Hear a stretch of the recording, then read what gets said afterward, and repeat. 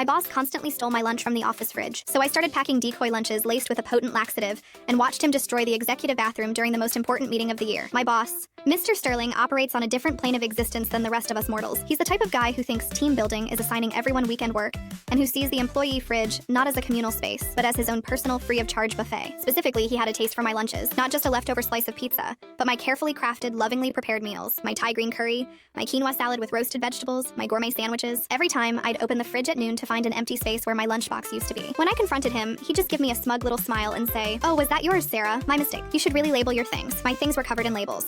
The final straw came last Tuesday. My mom had made me her famous lasagna, a cheesy, meaty masterpiece for my birthday lunch. I'd been dreaming about it all morning. At 12:05, I went to the kitchen. The lasagna was gone. All that was left was my fork and a smear of tomato sauce on the shelf. That was it. The line had been crossed. The beast had been poked. That evening, I didn't meal prep. I did research. I found a product online with terrifyingly effective reviews.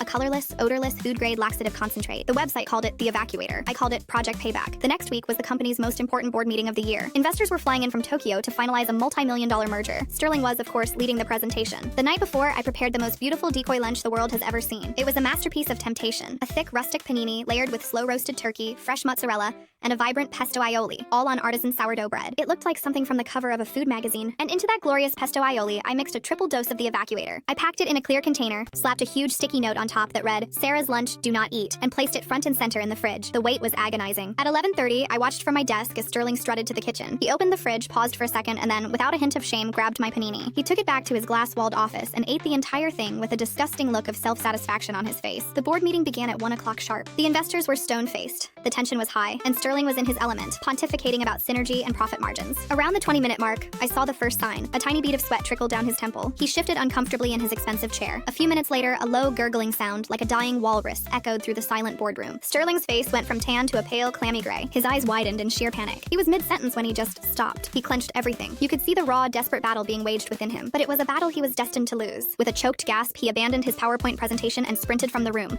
One hand clamped desperately over his mouth, the other over his rear. The sounds that erupted from the executive bathroom were biblical. The deal, needless to say, did not go through. Sterling was fired the next day for catastrophic unprofessionalism. I, on the other hand, am enjoying my mom's lasagna at my new desk, the one in the corner office.